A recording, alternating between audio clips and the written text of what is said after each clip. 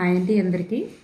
ఇప్పుడు ఎస్ఏ ఎగ్జామ్స్లో కానీ మరి ఇతర ఏ ఎగ్జామ్స్లోనైనా సరే ఇప్పుడు ట్రెండింగ్లో ఉన్నటువంటి బిట్స్ అనమాట ఇవి. మరి ఎస్జిటిలో కూడా చాలా బిట్స్ కవర్ అయ్యేటటువంటి వీడియో అనమాట. చివరి వరకు చూడండి, ఇది మీకు చాలా యూస్ఫుల్ అవుతుంది. జాన్ లాక్ మొదటిగా ఉపయోగించినటువంటి శూన్య మనోఫలకం అనే అర్థాన్ని ఇచ్చే పదం ఏది? శూన్య మనోఫలకం అనే అర్థాన్ని ఇచ్చే పదం టాబ్యులారాసా. టాబ్యులారాసా ఇస్ ద రైట్ ఆన్సర్. అంటే ఏమీ రాయని నల్ల బల్ల వంటిది అనే అర్థం అన్నమాట.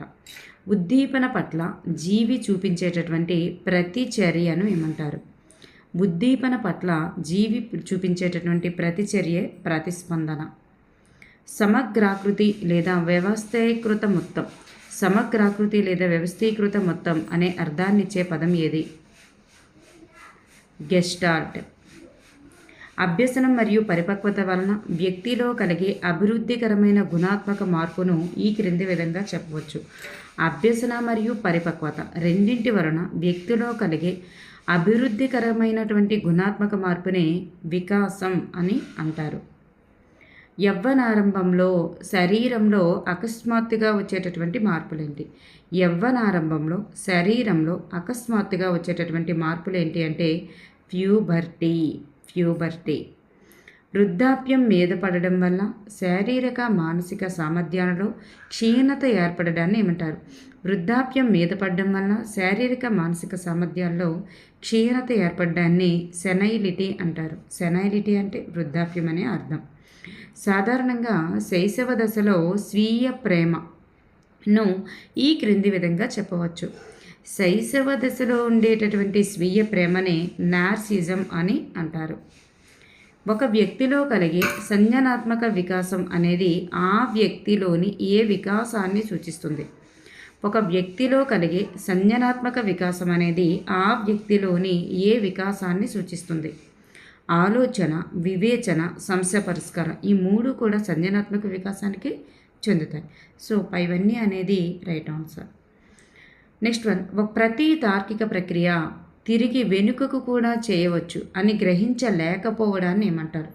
గ్రహించలేకపోవడం. ప్రతి తార్కిక ప్రక్రియ తిరిగి వెనుకకు కూడా చేయవచ్చు అని గ్రహించలేకపోవడమే విపర్యాత్మక భావన లోపం. గ్రహించలేకపోవడం భావన లోపం, గ్రహించగలగడం భావన అవుతుందన్నమాట.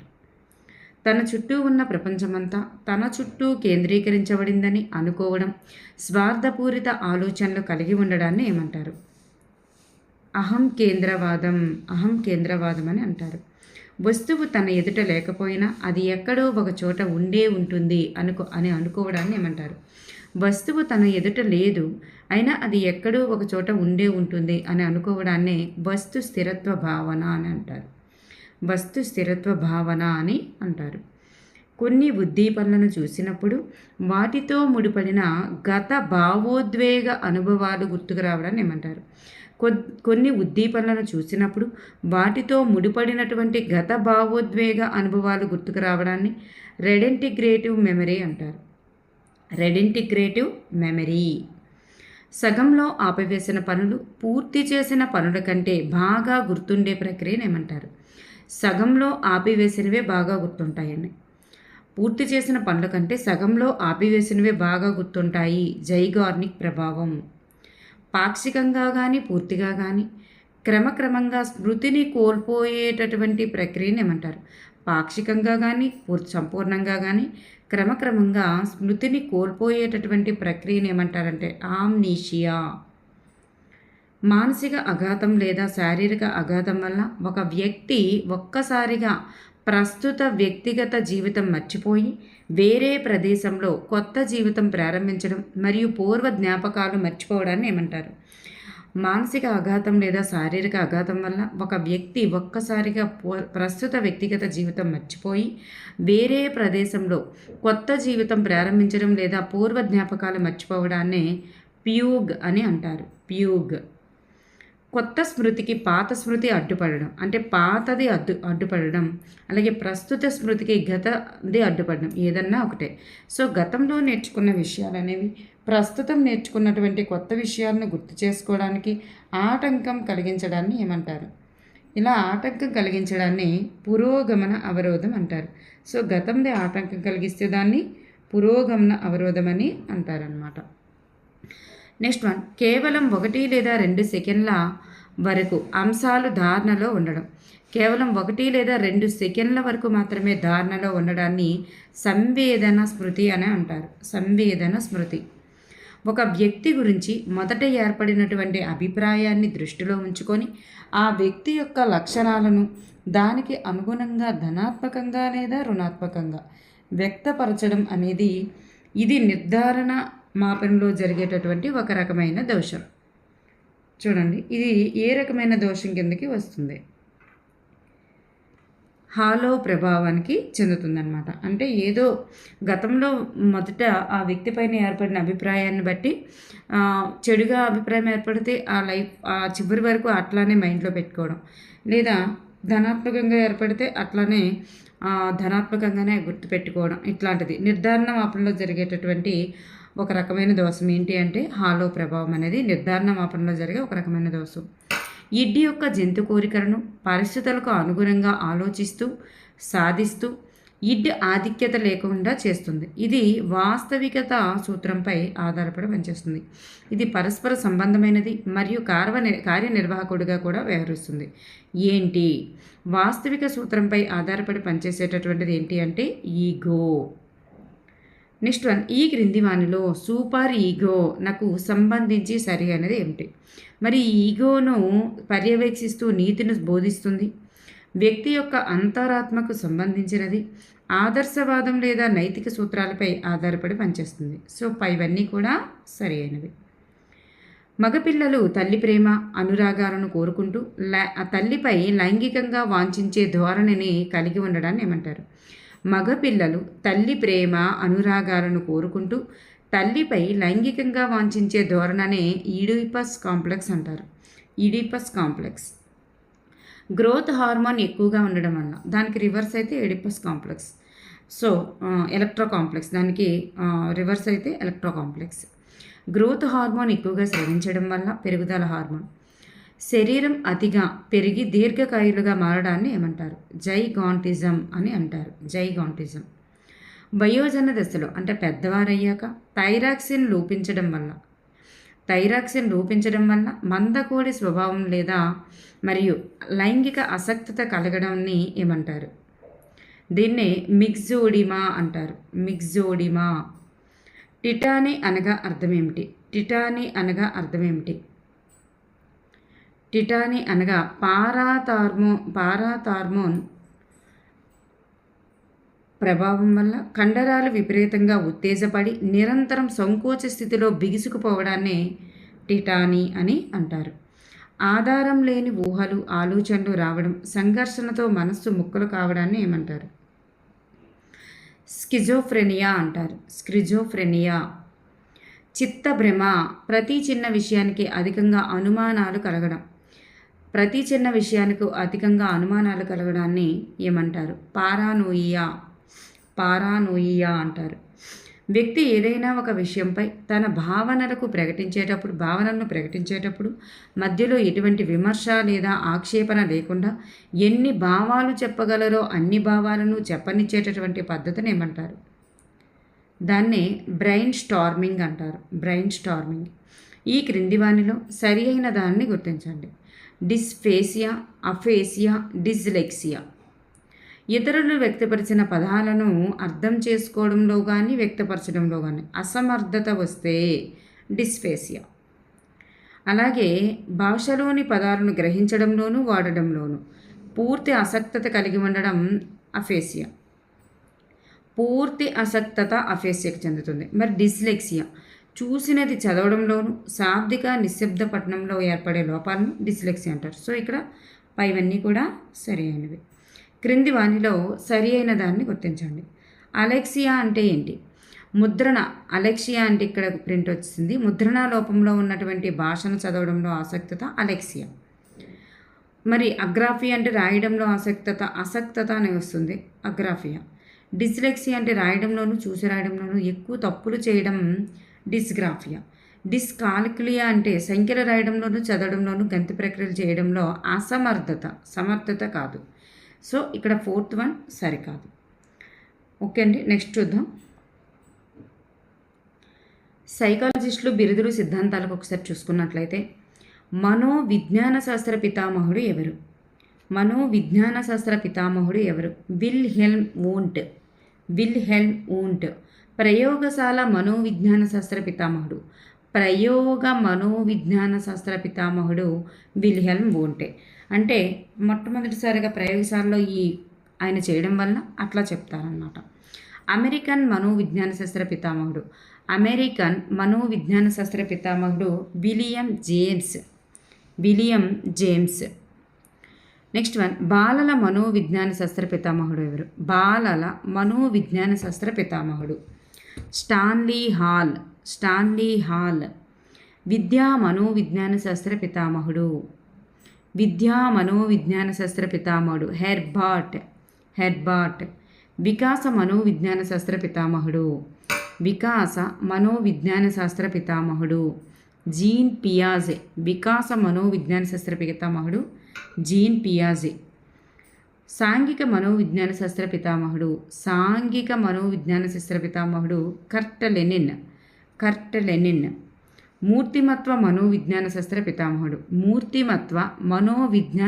పితామహుడు ఆల్ఫోర్డ్. జంతు మనోవిజ్ఞాన శాస్త్ర పితామహుడు థార్నడైక్.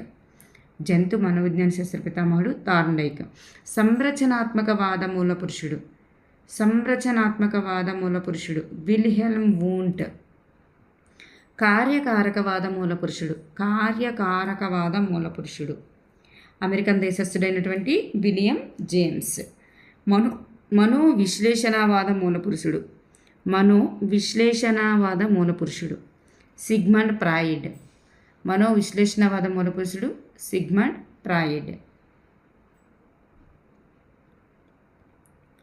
గెస్టాల్ట్ వాద మూల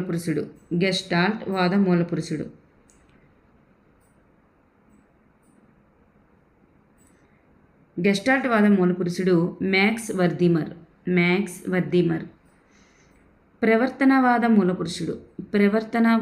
పురుషుడు జేబి వాట్సన్. ప్రవర్తనవాద మూల పురుషుడు జేబి వాట్సన్. నెక్స్ట్ వన్, ప్రయోజనతవాద మూల పురుషుడు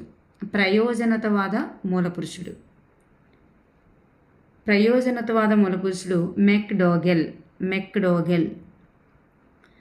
ప్రజ్ఞామాపన ఉద్యమ మూల పురుషుడు ఆల్ఫ్రెడ్ బీనే. సహజ సామర్థ్యాల అధ్యయన మూల పురుషుడు సిఎల్ హాల్. మానసిక ఆరోగ్య ఉద్యమ మూల పురుషుడు Clifford Beers. A mind that found itself అనే గ్రంథాన్ని రచించారు ఆయన. సంజనాత్మక వికాస సిద్ధాంతం జీన్ పియాజే. మానవ వికాస దశల నిర్మాణం ఎలిజబెత్ హార్లక్. చూడండి, వికాస దశల నిర్మాణం అయితే ఎలిజబెత్ హార్లకే, కానీ వికాసవాద మూల పురుషుడు ఎవరంటే మాత్రం పియాజే వస్తారనమాట. నెక్స్ట్ వన్ నైతిక వికాస సిద్ధాంతం కోల్బర్గ్. భాషా వికాస సిద్ధాంతం లేదా నేటివిస్ట్ దృక్పథం చామ్స్కీ. ఆత్మ భావనా సిద్ధాంతం కార్ల్ రోజర్స్. వికాస కృత్యాల గురించి తెలిపినది రాబర్ట్ జే హెవిగ్హరస్ట్. మొదటి ప్రజ్ఞామాపన రూపకర్త మరియు మానసిక వయస్సు అనే భావనను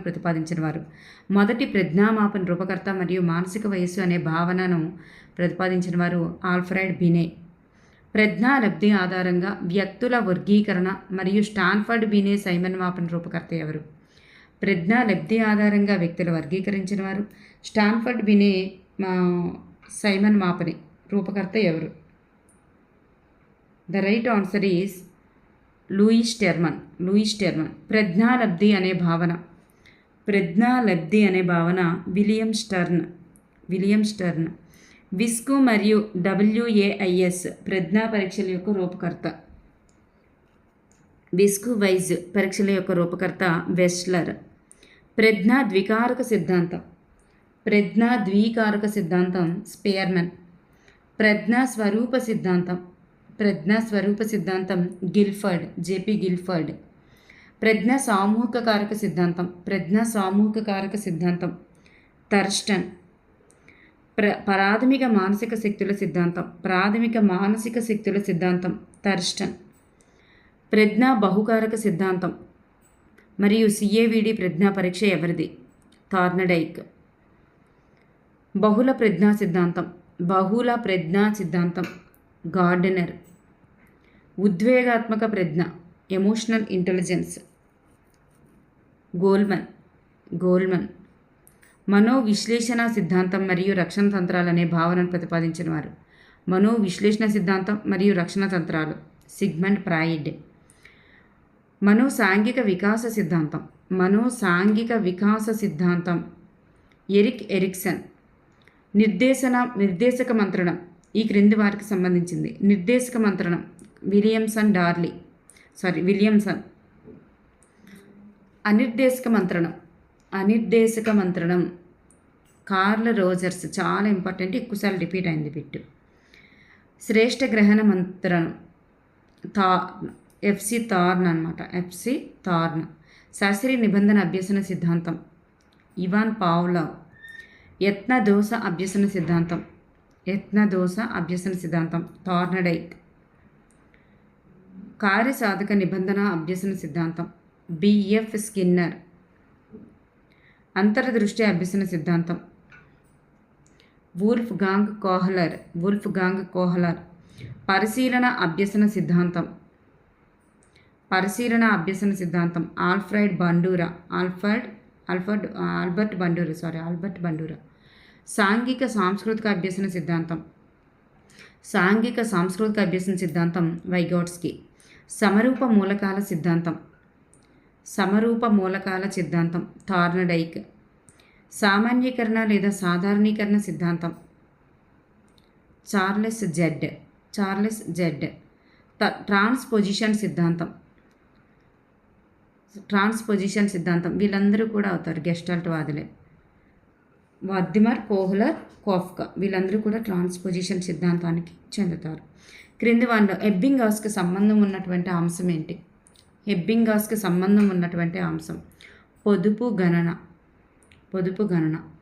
అలాగే ఆదర్శాల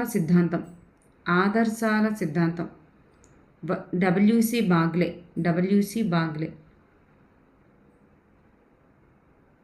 సారీ అండి, ఇవన్నీ కూడా అవుతాయి ఎబ్బింగాస్కి. ధారణ వక్రం అవుతుంది, విస్మృతి రేటు కూడా ఎబ్బింగాస్ అవుతుంది, పొదుపు గణన కూడా అవుతుంది. 3 కూడా అవుతాయండి. ధారణ వక్రం, విస్మృతి రేటు, పొదుపు గణన. నెక్స్ట్ వన్ తుల్య ప్రత్యక్షాల విరామాల వైఖరి మాపని థర్స్టన్ రూపొందించారు. సంచిత వైఖరి మాపని గట్మన్. సంకలన నిర్ధారణ వైఖరి మాపని లైకర్ట్. సాంఘిక అంతరాల వైఖరి మాపని బొగార్డస్. సాంఘిక మితిని ప్రవేశపెట్టిన వారు జేఎల్ మొరినో. బాటియా ప్రజ్ఞామాపని Chandermohan Bhatia. Army alpha, army beta, అలాగే ఆర్మీ జనరల్ క్లాసిఫికేషన్ ప్రజ్ఞా పరీక్షల రూపకర్త Yerkes. DAT differential aptitude test battery భేదాత్మక సహజ సామర్థ్య పరీక్ష యొక్క రూపకర్త. వీళ్ళందరూ కూడా బిన్నెట్, హెరాల్డ్ ఫోర్డ్, వెస్మన్ వీళ్ళందరూ కూడా అవుతారు. కథనాలు రూపొందించిన వారు బార్ట్లెట్. ఇప్పుడు గ్రంథాలు ఒకసారి చూద్దాం. నెక్స్ట్ వన్ ఇక్కడ సైకాలజిస్టులు వారు రచించినటువంటి గ్రంథాలు ఒకసారి చూద్దాం. డెవలప్మెంటల్ సైకాలజీ గ్రంథ రచయిత Elizabeth Hurlock. The language and thought of the child గ్రంథ రచయిత ఎవరు? గ్రంథ రచయిత పియాజే. Next one interpretation of dreams గ్రంథ రచయిత స్వప్న విశ్లేషణ అంటారు. గ్రంథ రచయిత సిగ్మండ్ ఫ్రాయిడ్. ఎడ్యుకేషనల్ సైకాలజీ విద్యా మనోవిజ్ఞాన శాస్త్రానికి సంబంధించింది. సో ఎవరు అంటే థార్నడైక్. Educational psychology థార్నడైక్. అలాగే ప్రిన్సిపల్స్ ఆఫ్ సైకాలజీ సైకాలజీ యొక్క మూల సూత్రాలకు సంబంధించి William James. Behaviour of organism. Behaviour అంటే ప్రవర్తనవాదానికి సంబంధించి ఎవరు? ప్రవర్తనవాదం Skinner. Behaviour of organisation Skinner. The psychology of intelligence పియాజే. Democracy and education John Dewey.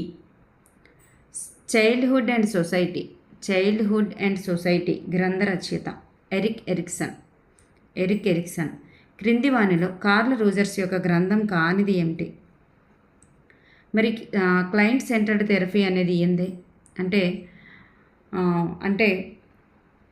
విద్యార్థి కేంద్రీకృతం లేదా మనకి అనిర్దేశిత మంత్రణంలో ఉంటుందన్నమాట క్లయింట్ సెంటర్డ్ థెరపీ. ఈయన ప్రతిపాదించినది. On becoming a person, way of being, ఇవన్నీ కూడా ఈ మూడు కూడా ఈయనవే. చైల్డ్ డెవలప్మెంట్ అనేది కాదు. కార్ల్ రోజర్స్ యొక్క గ్రంథం కానిది ఏమిటి?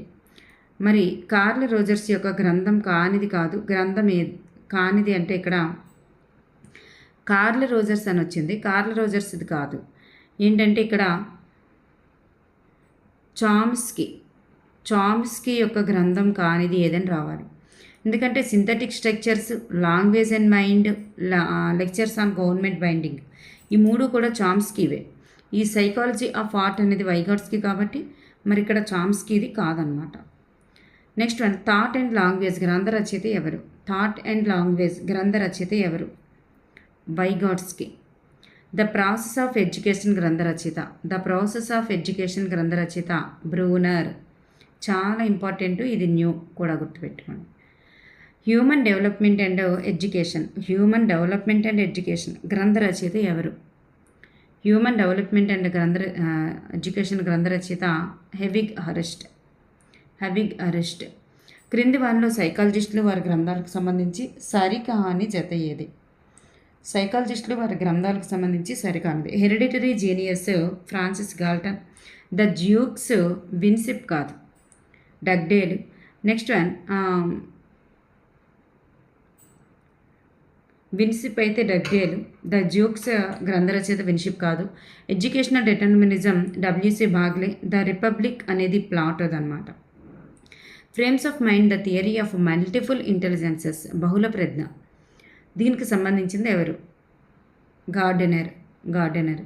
ఎమోషనల్ ఇంటెలిజెన్స్ ఉద్వేగాత్మక ప్రజ్ఞ. Why it can matter more than IQ గ్రంథ రచయిత ఎవరు? గిల్ఫర్డ్. ఉద్వేగాత్మక ప్రజ్ఞ గిల్ఫర్డ్, బహుళ ప్రజ్ఞ Gardner. Mental test and measurement గ్రంథ రచయిత Cattell. Mental test and measurement గ్రంథ రచయిత కార్టిల్. 16 PFO స్కేల్, 16 PFO మరి ప్రశ్నావళి అనేది కూడా ఈయన రూపొందించారండి. ప్రశ్నావళి కార్టిల్. అలాగే క్రింది వారిలో స్పియర్మెన్ రచించిన గ్రంథం ఏంటి? Spearman. The abilities of man Spearman. The theory of multiple factors the theory of multiple factors Thurstone.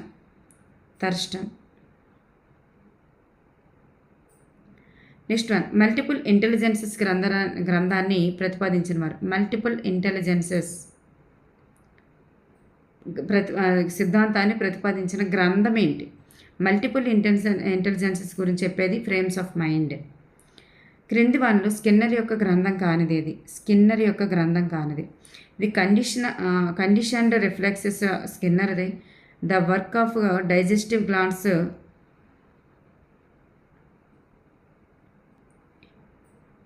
ఇక్కడ ఏంటంటే కానిది ఏది అని కాకుండా స్కిన్నర్ యొక్క గ్రంథం ఏదని అడగాలి. ఎందుకంటే ఇది కండిషన్ రిఫ్లెక్సెస్ అనేది పావులవదే.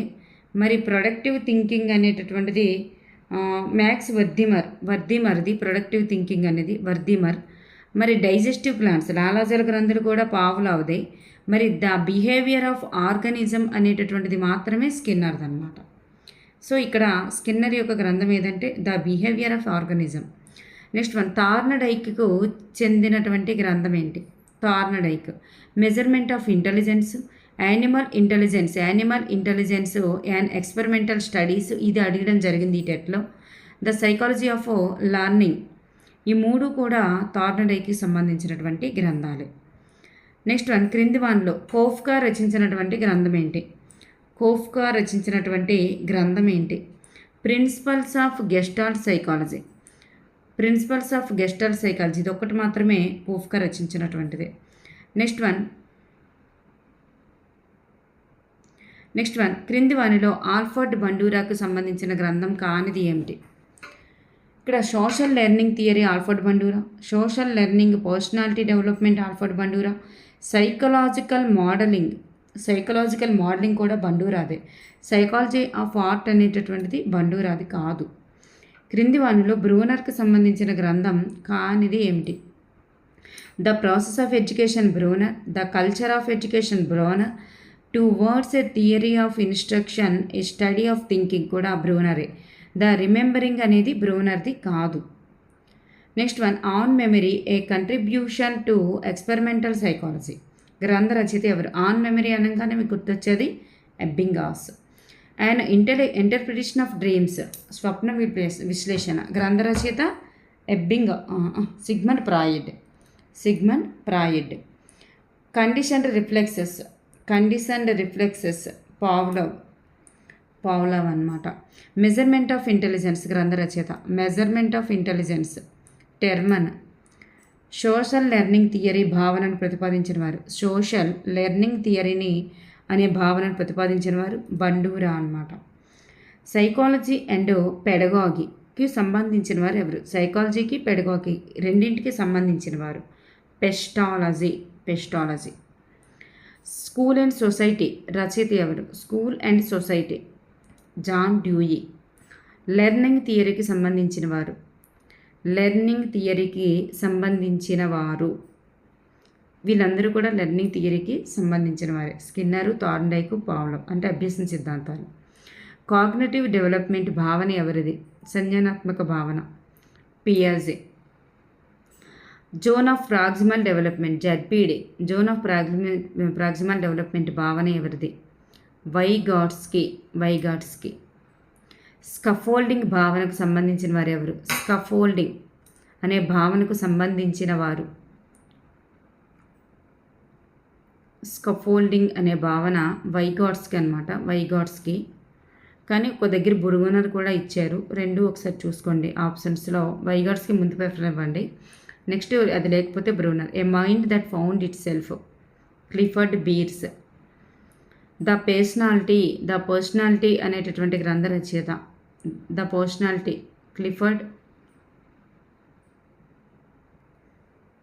పర్సనాలిటీ గ్రంథ రచయిత ఎవరంటే గోర్డన్ ఆల్ఫర్డ్ అనమాట. The personality a psychological interpretation అని చెప్పేసి ఈయన రచించడం జరిగిందనమాట. అత్యంత ప్రాముఖ్యమైనది. Next one principles of psychology గ్రంథ రచయిత principles of psychology William James. క్రింది వానిలో స్టాన్లీ హాల్కు చెందినటువంటి గ్రంథం ఏంటి? స్టాన్లీ హాల్ అడాలసెన్స్ అనేటటువంటి గ్రంథం స్టాన్లీ హాల్కి చెందుతుందన్నమాట. Next one democracy and education గ్రంథ రచయిత John Dewey. Next one centuries of childhood, ఇది ఇప్పుడు టెట్లో ఇవ్వడం జరిగిందండి. సెంచరీస్ ఆఫ్ చైల్డ్హుడ్ గ్రంథ రచయిత ఫిలిప్ ఏరిస్. క్రింది రచయితలు వారి గ్రంథాలకు సంబంధించి సరి అయినది ఏమిటి? The art of thought Graham Wallas, the art of memory Yates, psychology of art Vygotsky. So ఇక్కడ సరైనది ఏంటంటే పైవన్నీ కూడా చూడండి ఒకేలాంటివి పెట్టాం. ద ఆర్ట్ ఆఫ్ థాట్ అంటే Graham Wallas, the art of memory అయితే యెట్స్, సైకాలజీ ఆఫ్ ఆర్ట్ అయితే వైగాట్స్కి. క్రింది గ్రంథాలు రచయితలకు సంబంధించి సరి అయినది కానిది ఏమిటి? ప్రిన్సిపల్స్ ఆఫ్ సైకాలజీ అయితే విలియం జేమ్స్, ఎడ్యుకేషనల్ సైకాలజీ అయితే థార్న్డైక్, ఇంటర్ప్రిటేషన్ ఆఫ్ డ్రీమ్స్ అయితే Sigmund Freud, behaviour of organism అయితే స్కిన్నర్. చూడండి, ఎడ్యుకేషనల్ సైకాలజీ అభ్యసన సిద్ధాంతాలకు సంబంధించి సో థార్న్డైక్, అలాగే principles of psychology William James, interpretation of dreams Sigmund Freud, అలాగే బిహేవియర్ ఆఫ్ ఆర్గనిజమ్స్ ఏంటంటే స్కిన్నర్ అనమాట. పావ్లోవ్ అయితే కాదు. ఓకే అండి, థ్యాంక్ యూ ఫర్ ఎవరీవన్.